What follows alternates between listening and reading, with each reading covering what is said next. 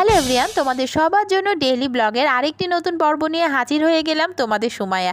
এর আগে একদিন এই কথাটা বলেছিলাম আর মুন্নি আপু হাসছিল, হোম মেকার মুন্না ব্লগের মুন্নি আপু।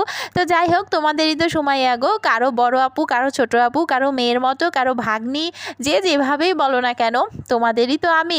আর গত রাত থেকে ভিডিওটা স্টার্ট করেছি। দেখো, কালকে রাত 10টা-11টা নাগাদ আমার বাসার সামনে রাস্তায় এরকম পানি ছিল, সকালে উঠে দেখি পানিটা নেমে গেছে। তো ভোরবেলায় আমি ফটাফট রান্না বসিয়ে দিয়েছিলাম, একটা নিরামিষ তরকারি আর কি। পরে আবার দুটো ডিম সিদ্ধ করে ওর মধ্যে দিয়ে দিয়েছি। আমি যখন রান্নাটা করছিলাম তখন কিন্তু মেয়ে বা মেয়ের বাবা কেউ ওঠেইনি, অনেকটা ভোরেই করে নিয়েছি। তবে আমি আজকে কোনো ব্রেকফাস্ট বানাইনি, কারণ আমি সকাল 7:30টার সময় বের হয়ে গিয়েছিলাম। গতকালকে আমি বলেছিলাম ব্লগে যে আমার একটা মিটিং ছিল। হ্যাঁ, ওই মিটিংটা ক্যান্সেল হয়েছে পরে, কারণ এত পানিতে তো বেরোনো সম্ভব না। তো যেহেতু মিটিংটা ক্যান্সেল হয়েছিল, তো আজকে সেটা সকাল 8টার সময় ডিল করা হয়েছিল। সেজন্য আমি সকাল সকাল বেরিয়ে গেছিলাম, যে জিরি গুড়ি গুড়ি যেমন বৃষ্টি হোক না কেন, গিয়ে বরং কাজটা সেরে আসবো। আর রাতের বেলা অত পানিতে বের হওয়া তো নিরাপদ নয়। আবার প্রত্যেক দিন তো বিকালের দিকে এমন বৃষ্টি হচ্ছে যে সন্ধ্যার পর প্রতিটা দিনই কিন্তু পানি জমে যাচ্ছে। তো সকালবেলা উঠে এই সবজি তরকারিটা করেছিলাম ডিম দিয়ে, আর দুধটা গরম করেছিলাম। মেয়ে ওঠার পর অবশ্য দুধ টুধ কিছুই খাইনি, ইসবগুলের ভুসি দিয়ে শরবত করে সবাই খেয়ে বেরিয়ে গেছিলাম সেই কাজটাতে। তো মিটিংটা শেষ করার পরে গিয়েছিলাম একটা রেস্টুরেন্টে, সেখানে খাওয়া দাওয়া করে মেয়েকে ডাক্তার দেখাতে নিয়ে গেছিলাম।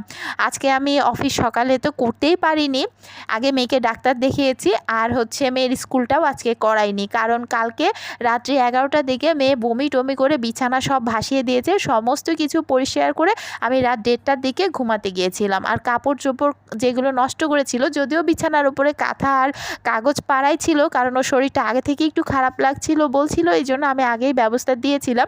তো সেই সব কাঁথা কাপড়গুলো আর কি ধুয়ে দিয়েছি, রাতের বেলাতেই কমপ্লিট করে নিয়েছিলাম। তো সকালে এগুলোর কোনো ঝামেলা ছিল না, যেহেতু বৃষ্টির সমস্যা, তাই আমি রাতের বেলায় কাপড়গুলো ধুয়ে বারান্দায় দিয়েছিলাম। কিছু কাপড় আবার রুমের মধ্যে রেখে ফ্যান চালিয়ে দিয়েছিলাম, মানে আমরা যে ঘরে ঘুমাই সেই ঘরেও ফ্যান চলছিল, আর আরেকটা রুমেও ফ্যান চালিয়ে কিছু হালকা কাপড়গুলো দিয়ে রেখেছিলাম। যেহেতু বমি করেছে, একটা কেমন গন্ধ বা আর ভিজা কাপড়েরও গন্ধ উঠে যায়। অপরদিকে এমন বর্ষা লেগেছে, সারাটা দিনই তো পানি, আর পানি পড়ছেই, রোদ্দুরের দেখা নেই। এই জন্য ভাবলাম যে ফ্যান দিয়ে কিছুটা শুকিয়ে কমিয়ে ফেলি।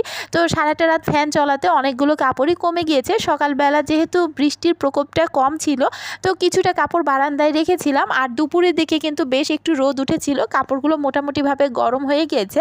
তো আমি যতটুকু সম্ভব কাপড় টাপড় ম্যানেজ করে নিয়েছি। তারপরে আবার যেহেতু ডাক্তারের চেম্বারে গিয়েছিলাম, সেখান থেকে কাজ সেরে ডাক্তার দেখিয়ে অফিসে গিয়েছিলাম। অফিসের কাজ শেষ করে তারপরে আমরা দুপুরের আগ দিয়ে একটু বাজারেও কাজ ছিল। তো কাঁচা বাজার বলতে গেলে মাছ বা মুরগির দোকানের দিকে যাওয়ার সুযোগ হলো না। আর জ্বর তেমন নেই, কিন্তু কেন জানি না ঠান্ডা লেগে গেছে হঠাৎ করেই, কাশি টাশি হচ্ছে একটু, মানে ঠান্ডা থেকে এই সমস্যা। তবে তেমন ভয় পাওয়ার মতো কিছুই হয়নি।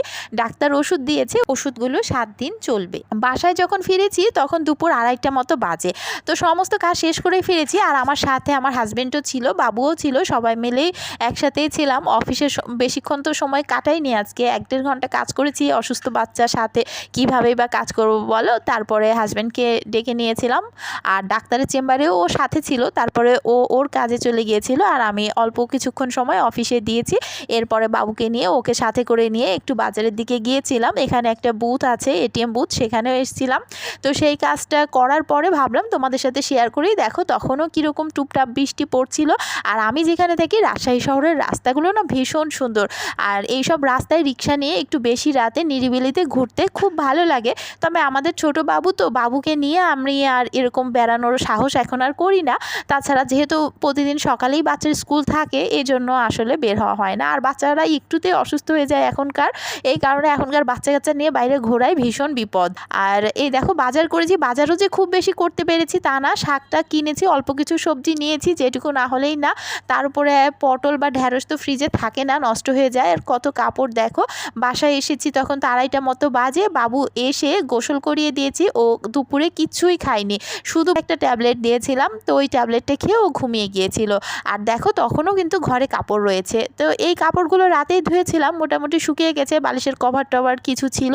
তো ভাবলাম ও ঘুমাচ্ছে, তো এখানেই এই কাপড়গুলো মেলে দেওয়া থাক। আর ডাক্তারের চেম্বার থেকে আসার পরে যে কাপড়গুলো জমেছে, যেহেতু ডাক্তার বাড়ি বাইরে ঘোরায়, আবার বৃষ্টিতে ভিজেও গিয়েছিলাম আমরা সকালের দিকে, সুতরাং সেই সমস্ত কাপড় আবার স্যাভলন ডেটল দিয়ে ধুয়ে সেগুলো বারান্দায় দিয়ে আমি গিয়েছিলাম শাকগুলো বাছতে।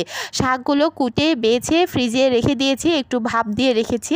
আজকে আর রান্না করার টোটালি কোনো এনার্জি হয়নি, তবে খুব সামান্য পরিমাণে একটু শাক আবার তেলে ভেজেও নিয়েছি, যে টাটকা টাটকা শাক একটু খেয়ে দেখি। শাক খেতে তো আমাদের খুব পছন্দ। শাক ভাজা আর ভাত রান্না করতে করতে 3:30 বেজে গিয়েছিল। এরপরে একটু স্যাভলন পানি দিয়ে ঘরগুলো আবার ক্লিন করে নিয়েছিলাম, তারপর গোসল করে চা খেলাম বসে বসে। লাঞ্চ আর করাই হয়নি, পরে বাবু ঘুম থেকে উঠতে উঠতে সন্ধ্যা 6টার সময় আমরা আজকে লাঞ্চটা করেছি। আজকে রাতে কেউই আর ডিনার করব না।